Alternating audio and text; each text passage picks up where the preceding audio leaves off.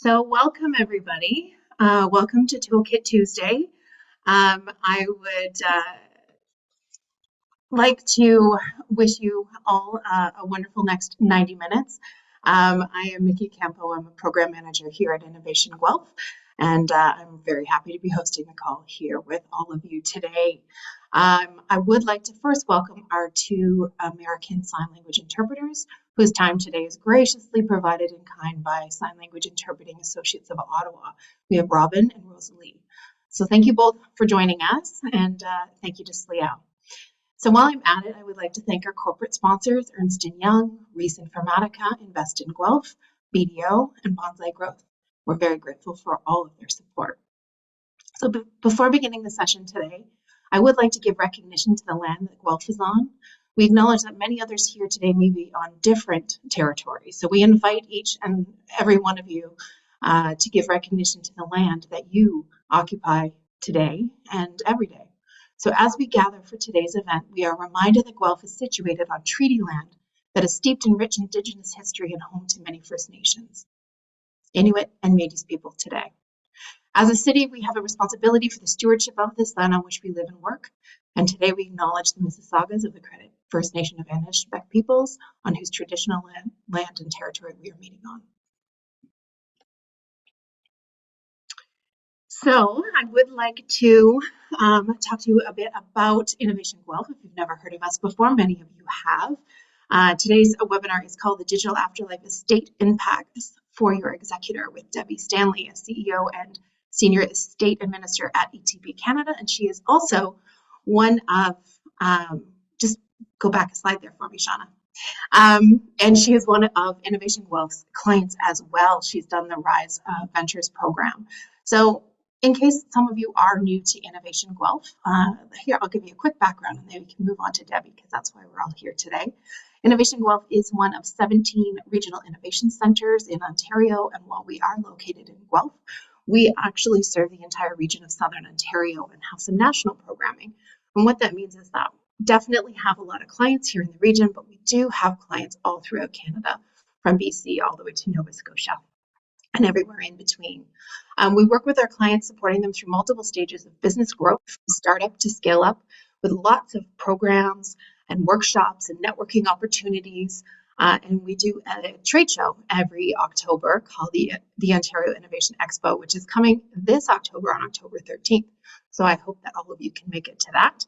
Tickets are free to attend and you can find out more information online. So you can find out more about Innovation Guelph or the Innovation Expo, about Toolkit Tuesdays, about everything that we do here at Innovation Guelph by visiting our website or by going to our YouTube channel. It has lots of videos to show you as well. But now we are here to talk about Debbie. So without further ado, I would like to talk about Debbie. Working with hundreds of grieving families in the accounting field for over a decade, Debbie was faced with frustration of families trying to resolve estates without fully understanding what lay before them. Debbie felt the call to clarify this process for Canadians and comprehending the mountains of official paperwork to even the simple things like closing a loved one's social media presence. And in 2017, Debbie founded ETP Canada, which specializes in estate administration across Ontario. And in 2022, she launched an online course across Canada called Executor Ready. ETP Canada has been awarded the Emerging Business of the Year 2019 by the Guelph Chamber of Commerce. And earlier this year, Debbie was awarded the Rise Venture Award in the Scalable Business Stream by us here at Innovation Guelph. Debbie is a columnist for Money Sense, a segment guest on Zoomer Radio, and is featured in publications like the Globe and Mail and the Toronto Star. So we're super happy to have Debbie here today. I found our kind of pre-conversation extremely interesting, so I think she will have lots of eye-opening things to share with us today. So Debbie, I welcome you here. If anyone has questions, please put them in the Q&A feature. We will monitor the Q&A, we'll monitor the chat. Make sure you ask lots of questions because this is an interesting topic here today. So thanks, Debbie. Over to you. Thank you so much for having me. It's always strange when someone else is reading your bio, you don't know what to do. You're sort of sitting there. It's like someone singing you happy birthday. So, but thank you for having me and being interested in learning about the digital afterlife and the impacts for our executor, because what we're finding is that social media, digital assets, all of these items are really becoming very prevalent in our estates, and it's no longer just my grandmother's estate where she lived with us, she had some cash in the bank account, and we distributed her belongings. We are getting more and more complicated. So it's fun to me to discuss this with you today. So I'm going to attempt sharing my screen. Just give me a heads up in case it's not working. So let's see. Okay, thumbs up, we're good. Perfect. Okay, so we're here to discuss the digital afterlife and the estate impacts, which seems like dreary, but it's actually quite interesting. So today we are going to discuss what is a digital estate, because this is a new term that we are having discussions about. Digital assets, so what are they? There's more to digital assets than just Facebook. There's several different types of assets that we should be considering in our own estates. The impacts on death, so what happens to all these various assets when we pass away, and then how to plan for a digital afterlife, because there are things that we can be doing that will make it easier on our families and our loved ones. So first of all, what is a digital estate? It seems funny, but really a digital estate is any electronic information and assets that exist on the internet or devices that your loved ones, your family, your executor will have to deal with after you have passed away. So honestly, everything we're doing, we're currently on a Zoom call. It's digital. Maybe you're paying for that Zoom account. That's a digital asset that needs to be dealt with after death. So it's really amazing to me how much our digital assets have impacted our everyday lives. So let's talk about digital assets. What are some of these assets? So if we were to think just the easy stuff, we could talk about social media accounts. So there's Facebook, Instagram, LinkedIn, TikTok, a whole bunch of other digital online social media accounts that I don't even know about. But it's possible that there are some people who are influencers and are earning money from these social media accounts. And even if you're not an influencer earning money off of these accounts, what would you like done with these accounts? And how will your family be able to access these social media accounts? If we think of some other online types of accounts, we would think of email. And this is where it can get complicated because emails can be both personal and business related. And we will talk about that a little bit later on. Online banking, we log on to our banking to get statements. So how will your family know what accounts you have if everything's online? What about those photos? That is a very big topic with families we work with. Photos are sentimental, but they're also on a cloud. So maybe they're on your Apple device or they're on Facebook, but they're definitely not printed in photo books anymore. I'm about 6 years behind myself on printing photos. So what does that look like when we think of a digital asset? The other types of assets I want you to start thinking about is not just the invisible ones in the cloud, but the actual physical devices. So our phones, our computers. What about the work computer? What happens with that type of device when we pass away? So what about those hard, tangible digital assets as well? Then we have cryptocurrency. Now that's a fun topic that we could probably talk about just in a session completely on its own. But if we think of cryptocurrency, it is money on the internet, if you will. It is non-regulated, so there's no banks regulating it. It's verified by the ledgers online. So that's, without going too far into what cryptocurrency is, that's the general idea. But they're all on blockchain, which is, again, those ledgers and this, again, I'm losing the words for even how to explain it. We also have non-fungible tokens, which is like you could buy artwork on the internet and then you hold this piece of art on the internet, but it has value. You could buy the first tweet that ever went out on Twitter for millions of dollars. So that could be something if you're collecting it. And then we also have other things like softwares and licenses.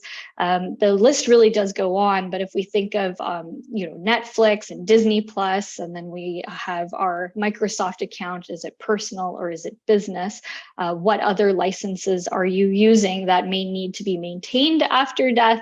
And what licenses need to be canceled after death? And again, if we're thinking about ourselves as business owners, are they properly set up so that the business could either continue functioning after death, or do you have the right people assigned to those licenses so that when you pass away, it's easy for them to maintain those accounts? So this is where our personal life and our business life tends to bleed into each other, because perhaps you have your Microsoft account under you personally, but really it should be your business. So the digital asset list really gets longer and longer. Every month, it seems, there's a new type of asset that we need to start taking inventory of and thinking about in our lives. Now, the impacts of our digital assets on death. And this is where things can get pretty complicated. We work with thousands of families, and what's interesting to me is that our digital assets are actually not even discussed. We use Facebook, we use Zoom, we have maybe a cryptocurrency account that we're dabbling in, but we don't actually share this information with our families, our loved ones, and our executors. So the very first thing that we see happen when there's a death is there's lost assets, because again, it hasn't been discussed. So how will the executor even know that you have these accounts? So I want to ask the group here, we'll just throw a quick poll, but how many people, or do you have social media accounts? And Shauna, I don't know if you could throw that up. Do you use social media and other digital platforms? Just give that a sec. So 100% of this group is using social media or other digital platforms. And that's really interesting to me, because I'll just share the results here, but here we go, 100%. It's interesting because that is the way that we are going. This is the way of our lives. So if you're thinking about those accounts I just asked you about, I want you to think a little bit further. Have you shared that you have these types of accounts with the people that need to know about them? Because lost assets can cost a lot of money to an estate. And it's not just by losing the asset. I mean, I'm not sure how many people have heard of the Gerald Cotton story. He was the CEO and founder of a Bitcoin exchange here in Canada, and he passed away without sharing the key for billions of dollars for users. So I mean, that's an extreme case, but also your executor has to search for everything. So even if it's not a dollar value like your Facebook account, your executor is still spending time trying to find all of these assets so that they can close down all of the right of accounts. So it's really important to start thinking about those types of assets, but not only that, the liabilities. So again, we sign up for so many things. I think every time I go shopping, I sign up for a different account because I want the 10% off. But there's a lot of things that we pay subscriptions to that perhaps your executor won't know about.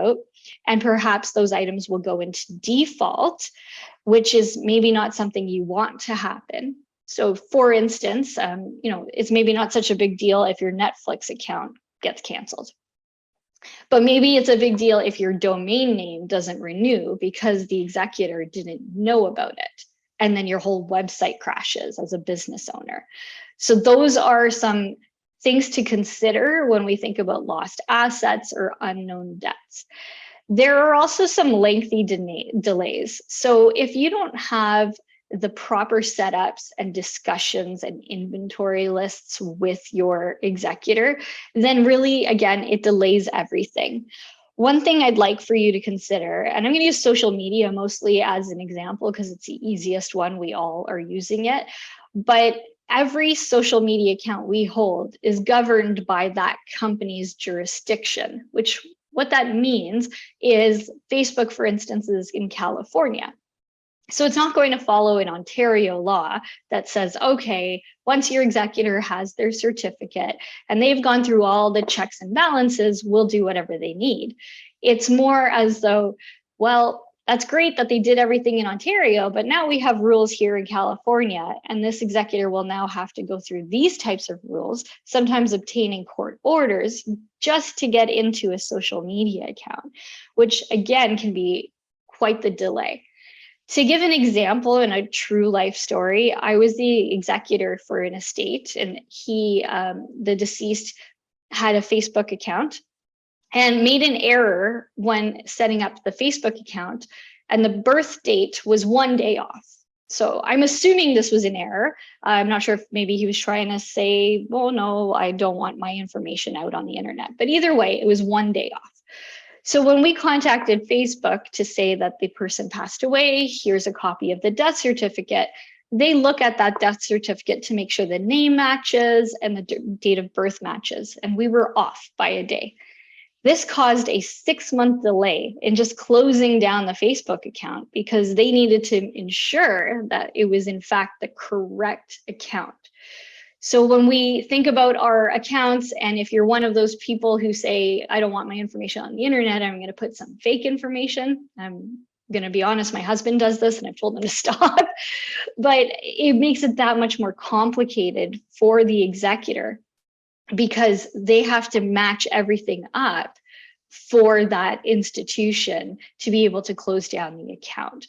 So adding those delays and complications can be very, very, very confusing.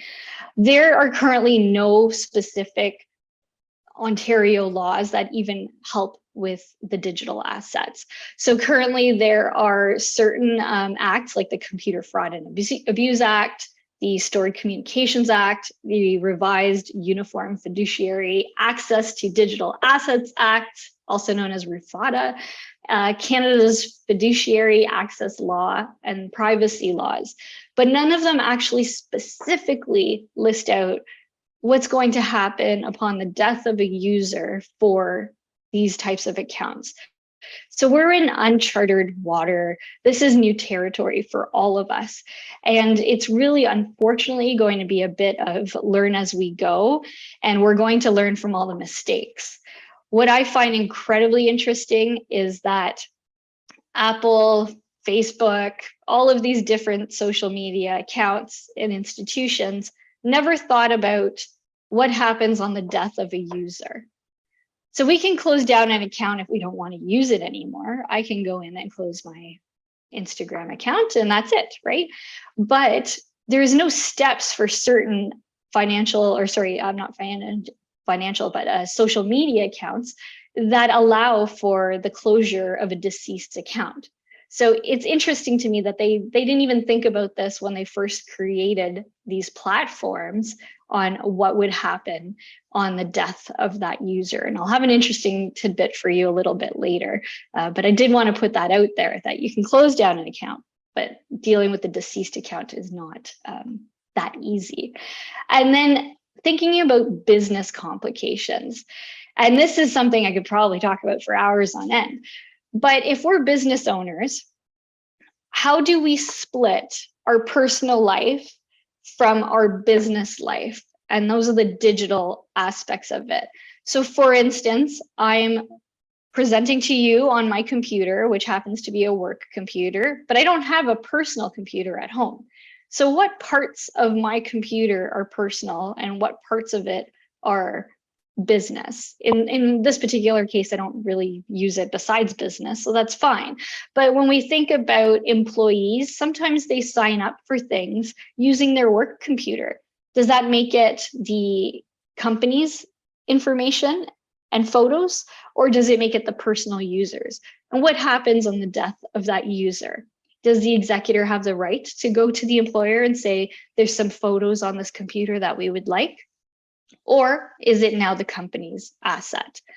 When we think about those softwares and licenses, as I alluded to earlier, domain names, that is the most common complication we see with business owners upon death, because they had it on their personal account, or maybe it was even their spouse that signed up for these domain names, and it's not actually running through a business credit card, or there is no IT person set up to manage the IT programs, so that when we have the death of the main owner, all of these softwares and licenses tend to die with them, which is really unfortunate because it's not a way to wrap up our businesses.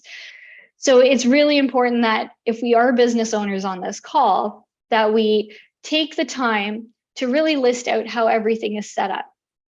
Is the logins all the business owner's email, or have you set up a separate persona that's an IT person? Even if it's a fake person and it's you, that's fine. I mean, it's just that third party login that someone else could get into, that you can maintain these business assets and these business digital assets moving forward upon our death. Another thing to consider too for businesses is social media. So are you running your social media accounts under your personal account, or is it set up as a business page? And if you have it set up as a business page, do you have other admins that are a part of it that could maintain it and close it upon our death? So these are all really scary things to think about, but it's really about setting yourself up so that either the business could continue running and thriving after our death, or if the business is going to shut down, that the people responsible for wrapping up those business assets do actually have the authority and the access to wrap them up. So think of it as personas. You have your personal persona and you have your business persona, and you want to make sure that you can separate those as much as possible to make for a cleaner cut upon death. So when we think about planning for our digital estate, it can seem pretty overwhelming. I just kind of ranted on for quite a bit there about the different types of assets we have and how things can go missing and how people cannot know about certain things. But what can we do to ensure that this isn't a giant mess upon our death? So the first thing, of course, and you're here today, so you're already doing the first step, but education. So ensuring that you are knowledgeable about your own digital assets and how it would impact your estate is the biggest thing. And I would say that your homework today, if you wanted some homework, is to list everything out. And it's very daunting and it's not a fun project, I guarantee you, but it's very helpful. So to literally on a sheet of paper or on an Excel spreadsheet, list those out and say, what do I even have? Educate ourselves on what we have. And then going through that list and identifying what items maybe we would even want to close down now. As I mentioned earlier, I sign up for all these different accounts because I would like 10% off. Well, maybe I could do some cleanup myself on closing those accounts and making it less busy for my executor upon death and having them work on just trying to gather this information in the first place. The second thing then, once we've educated ourselves on what we have and what we own and what is going to expire and when and what credit card it's attached to, is pre-planning. So what does pre-planning look like, and how can we ensure that we do the best for our future estate? So after we have that inventory list, it really helps us to identify maybe buckets of these assets and how to tackle them. So if you've listed everything out and the first 10 are social media accounts, then I would encourage you to go through each social media account and see whether or not you can pre-plan a legacy contact. And I'm just going to jump ahead on a slide here and then we'll come back again. But this gives you context. Some social media accounts allow for a named legacy contact. And that is allowing for a person to administer your account after you've passed away. So we have Facebook, Google, and Apple, which allow for this. You set up a person and then they know that they can speak with this person regarding your account. However, to date, we have Instagram, Twitter, and LinkedIn where there's no pre-planning options. Your only options are to either delete the account or create a memorialized account. So knowing which ones have what is very helpful. And then actually going through and going into your settings and setting them up will ensure that the accounts either go under the different choices that you would like. So you can choose to either have it closed on your death, or you can choose to have somebody maintain the account on your behalf. What's helpful with Google and Apple is, of course, a lot of people use Google for their emails. So by having a legacy contact set up on your emails, you're ensuring that maybe bills aren't getting missed, because all of my bills come through my email address. So I'm sure a lot of you have the same thing. A lot of Google users use it for a business standpoint so that you can ensure that you're setting up your accounts in the proper manner. And then, of course, Apple it's helpful because a lot of phone users are Apple users. And again, going back to that photos and those sentimental aspects, it's helpful to be able to get into someone's phone because you're a authorized legacy contact, versus trying to deal with Apple for 6 to 8 months trying to get into the phone, which they usually don't even let you into the phone to get all this information, because my life is on my phone. And that's where you could find all of my banking info and my invoices and my emails. And there's just so much on my phone. So it was important for me to set up my legacy contact, because it's going to be very important for my executor to be able to access the items on my phone so that they know which icons they're dealing with and closing down. So that was me jumping ahead, but we'll just jump back a little bit. So that's thinking about the social media aspect of pre-planning, but there's a lot of other assets that we can pre-plan about. So if we think about our devices and hardware, again, our computers, our phones, cameras, USB sticks, even, hard backups, creating an inventory list for those, and even adding a serial number so that your executor truly knows what asset they are looking for, that they have found it, and that they know what to do with it, especially when we have those business assets too. So is there a laptop that needs to be returned to an employer? Is there a phone that needs to be returned to an employer? And business owners, we would need to know that too about our employees. So do you have a spreadsheet or a way of tracking what devices your employees have that would need to be returned upon their death as well? So kind of is twofold. We're thinking about ourselves, but we also have to think about our employees. So thinking about those devices and hardware, what you would like done with them. It's a question we ask our clients when they come in and ask us to be their executor. We go through their list of assets, and when we get to the actual hard devices, we say, what would you like done with these items? Sometimes they want it wiped and given to a family member. Sometimes they want us to drown it in a bathtub and make sure it gets thrown out. So thinking about what you would like done for those particular assets, whether you want to donate a phone to a charity that could use it, or again, wiping something and having it safely recycled. So again, and then we touched on social media, and I just want to jump back to social media very quickly because I noticed I missed a point. But be wary of sharing your passwords. When we think about that, it's the easiest way, right? I'll just give my sister my passwords. I'll give her all the list, and then she can just log in and close everything down. The problem with this is there's terms of service that we actually agree to when we sign up for an account. So when you sign up for literally anything, there's usually a little checkbox with a terms of service that scrolls forever and none of us read it. Well, in those terms of service, you actually agreed to not sharing your password. So by sharing your password with your family, while it makes things easier, it's actually in violation of the terms of service.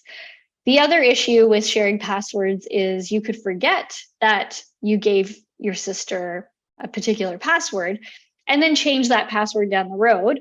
And then something happens to us, and the person is trying to log in using the password that they had, and eventually they lock the account because the institution needs to ensure the safety of the account.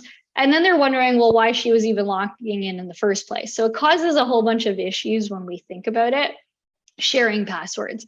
It is a lot better to just create your inventory list, have your username, the platform, and set up your legacy contacts if you can. And then the authorized person would go with all the correct documents to that platform, service provider, or institution to prove that they are in fact the executor. And then they will gain a different type of access to your account. So hopefully that makes some sense there. In regards to cryptocurrency and non-fungible tokens, or NFTs, those again are online. They are not regulated by any particular bank. So when we think of our assets with financial institutions, it's a bit easier to deal with them because they have regulations and they have procedures. So when someone passes away, the executor goes to that institution, provides a death certificate and a copy of the will to at least prove that they're the right person to be dealing with these assets. But in the case of cryptocurrency, there's nowhere to go. It's on a blockchain in a ledger somewhere. There's no one to talk to. So cryptocurrency specifically really relies on what are called keys. So think of that almost like a password. And without that key, you can't gain access to the cryptocurrency. So in that case, the asset's gone forever. And as I mentioned earlier with the Gerald Cotton estate, that's what happened. His entire company, no one had access to these keys. So users and clients of the exchange were out, again, millions or billions of dollars of cryptocurrency. So if you do dabble in that, or even if you don't and you're pro, just make sure that your executor is aware that you're a part of this and that they will have access to these assets upon your death. Because no key, then no asset, and that could cost your estate a lot. I know crypto's gone down in the market, but still, it has a value. Then we think about emails and domain names, business softwares, and lot licenses. So going back to the business versus personal, how do we set up for pre-planning those? So if you're a Google user, then like I said, you can set up a legacy contact. If you're a Google business user, that's even better because you can assign an admin to your account. And then, like I said, you can either, if you have an IT department, make sure that you have an IT person that can also deal with those accounts. And if you don't have an IT person, you are your IT person, that's fine. Just like I said, create a new separate email for your IT person so that that information can be shared with the person that needs to deal with those accounts upon your death. Domain names, again, this happens a lot where the executor didn't know about the domain name and it's getting set to expire. And then the whole thing just falls apart because you can't renew at the same rate. Or some people have domain names that are worth quite a bit of money. So imagine that lapsing. The beneficiaries of the estate would be pretty upset because you could have sold it for a lot more. So ensuring that anything that does have subscription renewal fees and that you would like to keep going after death are listed out, and even as far as at least saying what credit card it's applied to. You don't have to put all of the credit card information in, but at least saying, it's my RBC credit card ending in 8078. And then at least the executor knows, okay, I need to make sure that that card is not canceled immediately because we have to ensure that all these subscriptions continue to go through until we can move it over to a new type of account. Now, of course, if we're business owners, it's even better to have a business card for these types of subscriptions to ensure that you don't have anything lapse and cancel out because of the death of the business owner. So really separating the personal use from the business use is incredibly important. Now, I've been going on about gathering information, but I want to say it again, creating an inventory list of all of your assets is so important. And then above that, make sure that your executor knows where that is. So I'd like to run another poll, but has anyone created an inventory of your assets to date? And can we throw another poll up there? Let's give it a second for everyone to answer.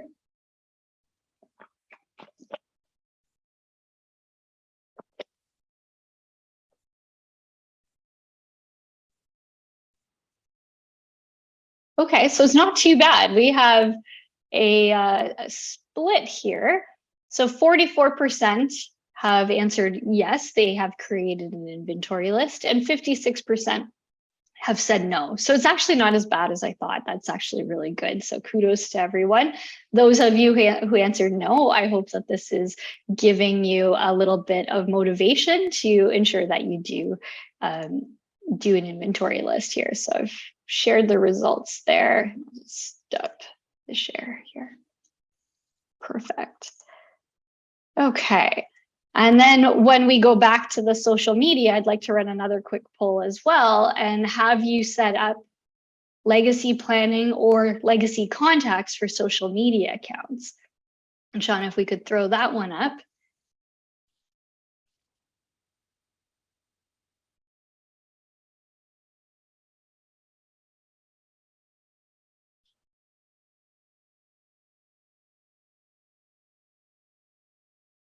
Okay, so we have most of our attendees have not.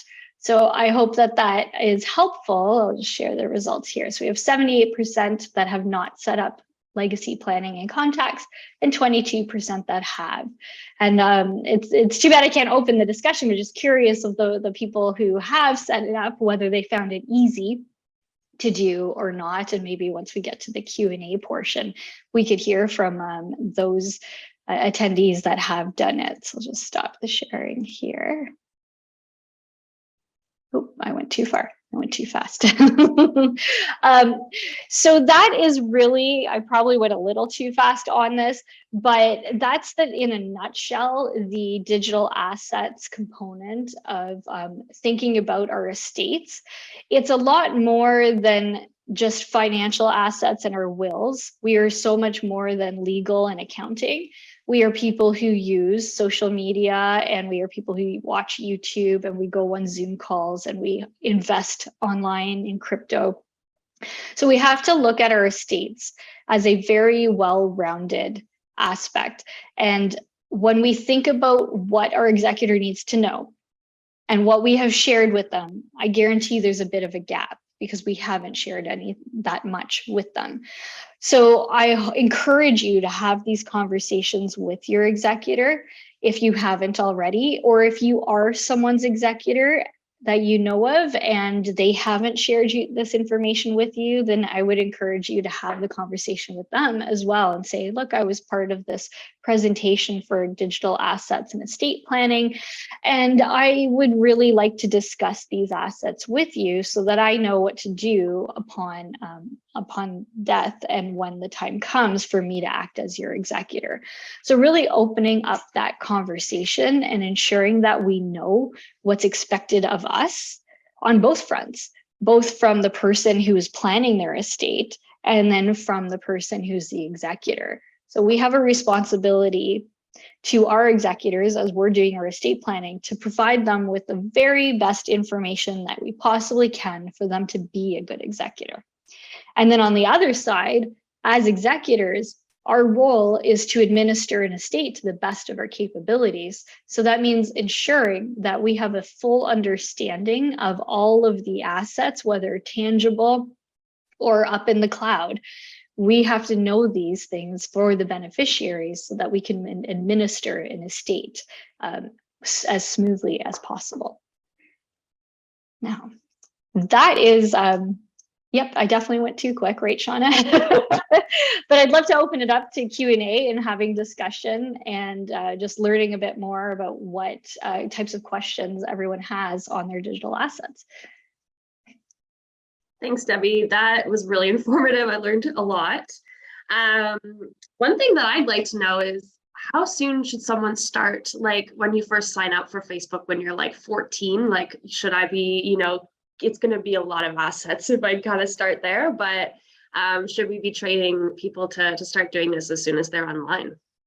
Yeah, I think it's a great idea. As soon as you log on and sign up for an account, to start setting up, whether you can, the legacy contacts, or at least start creating your spreadsheet or list or whatever it is. Oh, I signed up for this, because it's easy to lose track of what we have. I mean, I've gone through a big scrape of my own life and I still keep coming up with things that I signed up for when I was 22. Yeah, totally. One of the questions was, what is the benefit of closing down your social media accounts? Like, do they just kind of live forever if you don't? Should we be closing them if we can, or plan to have them closed when we pass? Yeah, I think that that's a personal preference, and it's a really great question. Like, what is even the benefit of closing down a social media account? The way I look at it is the impacts for either yourself or your family. So for myself personally, I want my social media accounts closed, and the reason for that is I just don't want to be on the internet forever, right? It's just not what I would like. But second of all, I've seen from many families that we've worked with is when the accounts aren't closed, they get constant reminders of someone's birthday or friend anniversaries or, oh, this memory of this trip. And for some family members, that can be really tough. And it's almost like this constant reminder that the person's deceased. We already know that they're deceased, and now you're reminding us of that. The last thing is fraud. It's amazing how much identity theft occurs on deceased accounts, because there's people who spend their days finding information, and we put a lot of information on the internet, right? We say when we're on vacation, and we say when our kids starting grade 4 at what school, and it's just amazing to me what we put out there. So it's actually not that hard to do identity theft on someone who's passed away, because the obituary usually gives maiden names, it gives mother's names, it gives your dog's name. You're giving all your password information, usually in an obituary. And then on top of it, they scour your social media account. And the next thing you know, this person has a mortgage out in your name. So there are some risks by keeping it open. But then again, there are some people who just really want it to stay open because they feel like it's a good way for their family to grieve. Yeah, that's an extremely good point, Debbie. Another question, does a legacy contact need to be the executor, or can that be a non-executor, like a spouse or partner? It can definitely be a non-executor. What I would recommend is anything that's financial, you definitely want to have it be your executor because they're dealing with all of the finances, but you can have your spouse be your legacy contact for Facebook and Google and whatnot. Okay. Should a corporation have a will that is separate from a personal one? And who should be the executor? Could it be like your eldest child, for example? Well, that's a double whammy. Yes. So when when we have a corporation, it is always recommended that we have 2 wills. So they're known as either a primary will and a secondary will, or a dual will. So you have your primary will, which deals with your estate. So all the stuff that you want to go through your estate. So it's probably, your house and your car and your bank account, so on and so forth. And then you have a secondary will to deal with anything that doesn't have to go through probate, which is a scary thing for a lot of people, and many people try to avoid probate. And there are certain assets that can be avoided for probate. One of them is a corporation, so you don't have to force that through. So if you have a secondary will that doesn't get tainted by any assets that have to be probated, then you would have that corporation there. And then you can have a separate executor manage the corporation. So you could have one executor on your primary will that's dealing with all your items that have to be probated, and it can be your daughter. And then you can have your secondary will that deals with your corporation, and perhaps you've struck an agreement with your lawyer and they'll continue to run your corporation after your death, or someone else that's better suited. So determining who should be your executor, which was the second part of that question, I would encourage all of us to look at the role of the executor as a job opening, because all of our estates are different, right? Just like our fingerprints and our tax situation, Shauna, your estate will be very different than my estate. So the skills and expertise required for each estate is different. So I would list out, okay, again, going to my assets and the complications, what type of person is going to be best equipped to be my executor? And especially if you have the dual will situation, maybe the first will, it does make sense to be a family member, and maybe the second will, well, it doesn't, because it needs to be a professional. Thanks, Debbie. A suggestion, you should store all of this information on a USB as a means of providing an air gap between the information and the network, as a means of preventing it from being hacked. However, Is there another method we can use to ensure the information is secure? Yeah, and that's exactly it, right? We put all this information and then it's still attached to a computer, attached to the internet, and then it gets hacked and you're like, what happened? So definitely having a USB that's not connected to the internet. There are some platforms that are starting to come out that are trying to tackle this exact problem. There's a company, I think it's DCL, they're not quite in Canada yet. They're launching, I believe, the end of October. Direct Communications Legacy. I'll have to get that for you, Shauna. But it's an online type of platform where you would go in and create your inventory list there. And they actually have agreements with the Facebooks and Googles and whatnots of the world. And upon death, once your executor sends them the death certificate, they go and contact all of these platforms and close these things down, which is very helpful. I think it's definitely the way we're going. We're just not quite there yet with these platforms. They're coming, but I think that will be a good way as well to have that extra backup, but definitely keeping it on a USB stick, or if you're really old fashioned like me, writing it down on a piece of paper and keeping it in the safe. That makes sense. I am surprised at how little planning there was, like from Facebook and stuff when people pass away. Like for the longest time, there would just be outstanding accounts, and it was sad. But okay, so for Google, when you pre-plan, you can have that pre-planning clause that you talked about. Does that apply to all Google products, like Google Photos, everything, your Google account? Like it would be all across the board? Yes, so it's everything that is attached to that Google account, and that's the personal side. So if you have a business Google account, you can't set up the legacy contact. You have to set up an admin that could take over.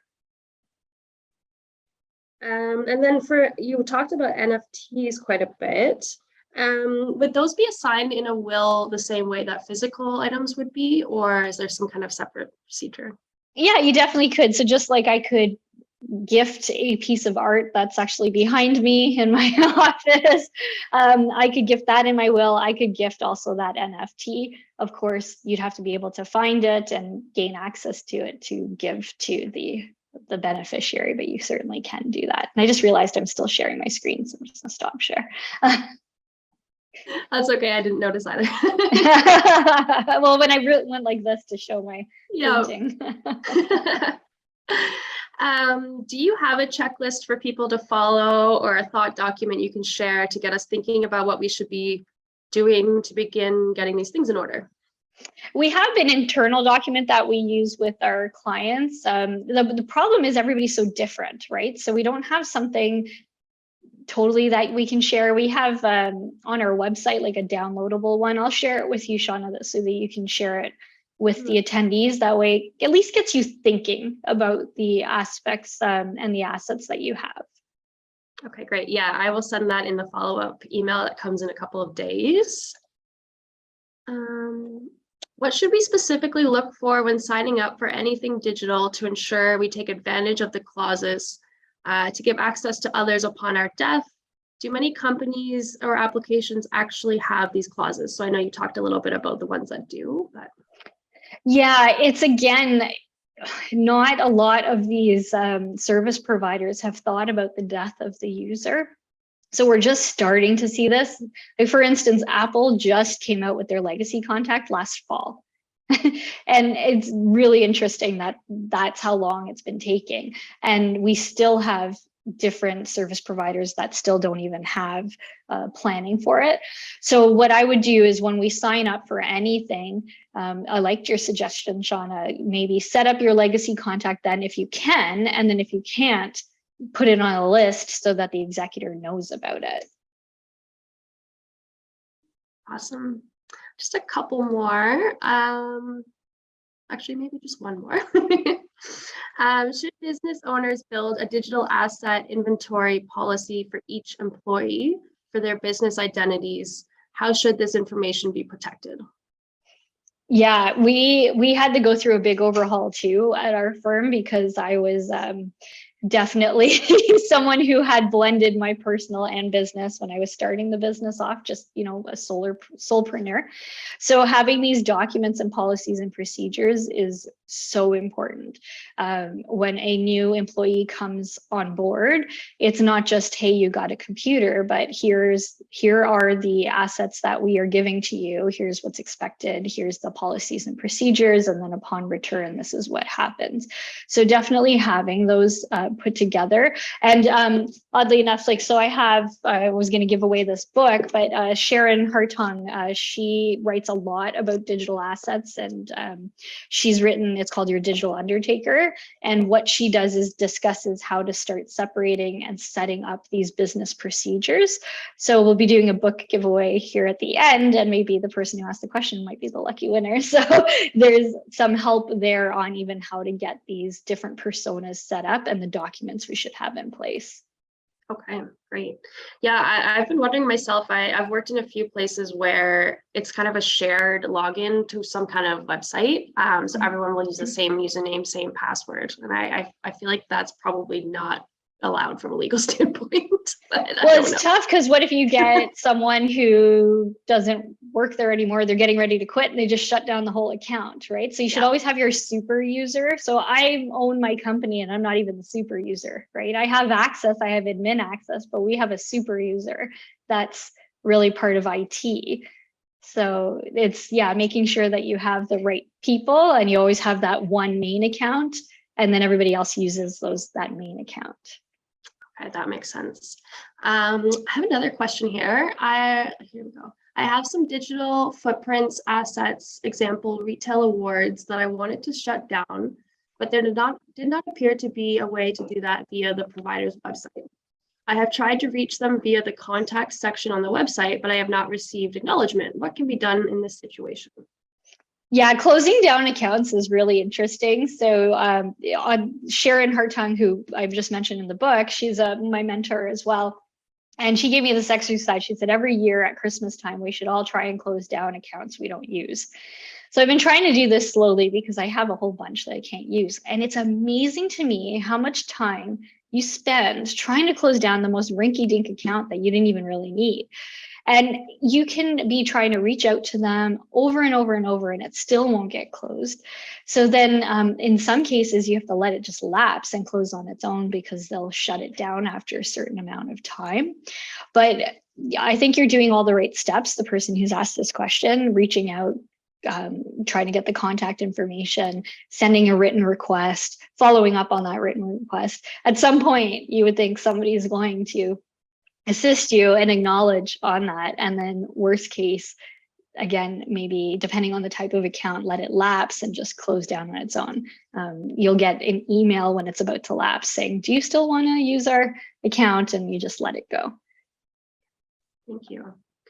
Other than access to digital accounts and social media, are there other steps we should consider leaving as instructions to protect our digital life after death? For example, wiping assets clean, dumping the cloud, and what are the risks if we don't? Yeah, there's many things that we could be doing. And again, this is still a new area of estate planning and estate administration. So I think a lot of what we're about to learn is going to come from very big court cases and mistakes. But if I were to start thinking about what we could be doing now, besides just listing things out and giving access to our executors, talking to our lawyers and making sure that our wills have at least a clause in there allowing our executor to deal with the assets, because a lot of people's wills are really old before we even had digital assets, and without giving the executor the authority to deal with them, a lot of these institutions will say, well, it doesn't say in the will that you actually can deal with these, so we're not going to help you. You can go online. There's a company called Epilogue, and they do online wills, but they specifically have a social media will. It's free. Pardon me. And it actually specifically says what assets do you have, so Facebook and whatnot, and who do you want to be the executor of it. So we're just at least setting up some legal context on the executor's authority. So again, that's just a free way. It's just that extra layer of protection. I think what we'll start seeing is wills are going to get very long and complicated, and really dealing with these assets, especially again, crypto and NFTs and things like that. We may even want clauses just to deal with that. And then above that, yeah, we could start wiping our own accounts and just cleaning up. So doing like a spring cleaning, if you will, of your digital assets. And the risks of not doing that is just we're leaving a bigger mess, right? So the more we leave for the executor, the more complicated it is, the more that they don't know about and what to deal with. So your risks are that things could get missed, liabilities don't get paid, or an asset that was worth a lot of money dwindles down to practically nothing or is lost forever. I will say cleaning my computer is probably the thing I do the least. I know I need to, but a question: what is the biggest mess you've seen, and maybe you can speak to how the cleanup went. That makes sense. We see pretty much the same amount of mess currently. I think it is going to get messier. But right now, the lack of awareness and education on the digital assets is bringing every estate that comes through our doors with the same issue. What to do with Facebook, what to do with the emails, how do we get the hydro bill if it was stuck in the email? So we're dealing with the same problems currently. And it's adding, I'm not even exaggerating, it is adding 6 to 8 months of time on dealing with an estate, just because we don't know what to do with these assets, or we're trying to deal with the institutions to gain access and shut them down, and you have to jump through all their different hoops. I think we'll start getting more complicated because every generation is getting more complicated. So if we were to go off, statistically, death comes with age, right? So our older users, if you will, only have so many assets online. And then as we get younger, there's more and more assets. So as we deal with the younger generations, we're going to see a lot more complications than just what we're seeing now. And going back to, that Gerald Cotton estate, like that was millions of dollars that just went missing. There's like a Netflix documentary on it. That is a huge, huge deal. He was running a business on his own personal little laptop. I mean, it's crazy that he's supposed to be some tech guy and ran it like that. Yeah, I mean, there's probably so many people who do or don't know the correct procedure. So this has been so informative. I want to ask if anyone else has any other questions. If you do, please put them in the chat or in the Q&A now, and I will ask Debbie. And we can run that book giveaway. So I'll drop off the book to Innovation Guelph. But our question was, how many, I don't know how else to say this, but how many dead people / accounts are on Facebook currently?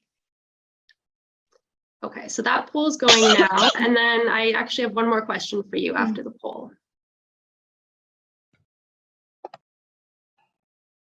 Oh, actually, it's more of a comment, so I'll just read it now. Okay, perfect. So one thing that they did on the home front was to put the names of both spouses on their utility and telecom accounts. Telecom, is that telephone? Yeah, that's really helpful, because when we have only one person on the hydro or telephone or internet or whatnot, and that person passes away, the hoops that the spouse has to jump through just to get their name put on. I've seen people just cancel the phone altogether and go get a new phone because they can't even get themselves put on.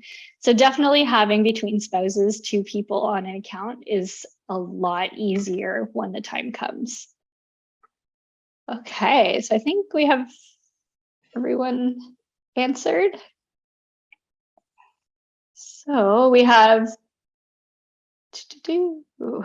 the actual answer is 30 million dead accounts on Facebook, which is astounding to me. It is astounding. It's crazy. And actually, according to Time magazine, they think there will be more dead users on Facebook in the next few years than living. So that is crazy, because that's a lot of people when we think about it. It is a lot. I have a hand up here from Kathy. Did you want to hop in, Kathy, and voice your question?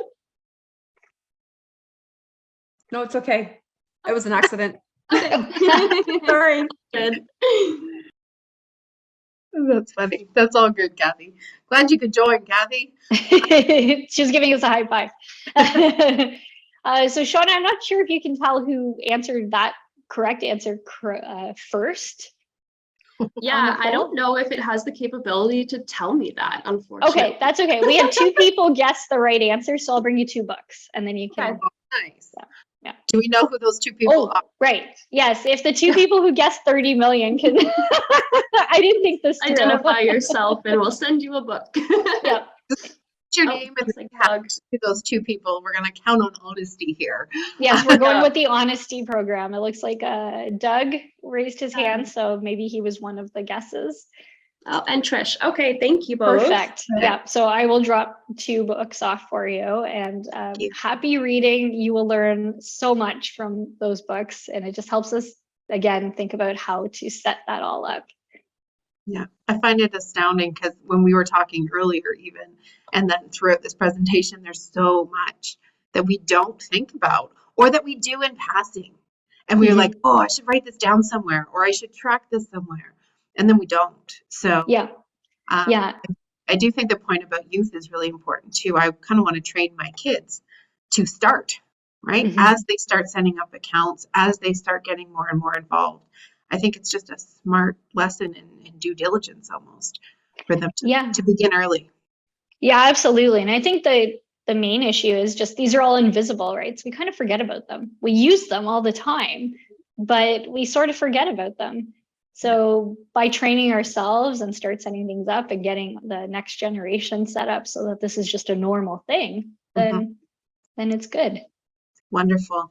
Well, we have lots of nice comments coming in, and I think I just wanted to say thank you everyone for joining. We're going to end a little early today because there's not a whole lot of questions coming in, just a lot of nice comments. We will absolutely share the recording. We, as always, will record and edit this a little bit just to make sure that things are nice and clean, and we'll get it up on our YouTube channel and send out a note when that's live, and any other resources. Debbie, the checklist that you mentioned earlier, and anything else that we have to share with you, we will share. So if you would like to get in touch with Debbie, please reach out to Shauna or to myself, and we will make that introduction directly so you can have a conversation with her about your own situations. That would be very welcome if you do have any questions. Just quickly going through chat. Lots of thank yous and great sessions. So absolutely happy to have you here, Debbie. And thank you.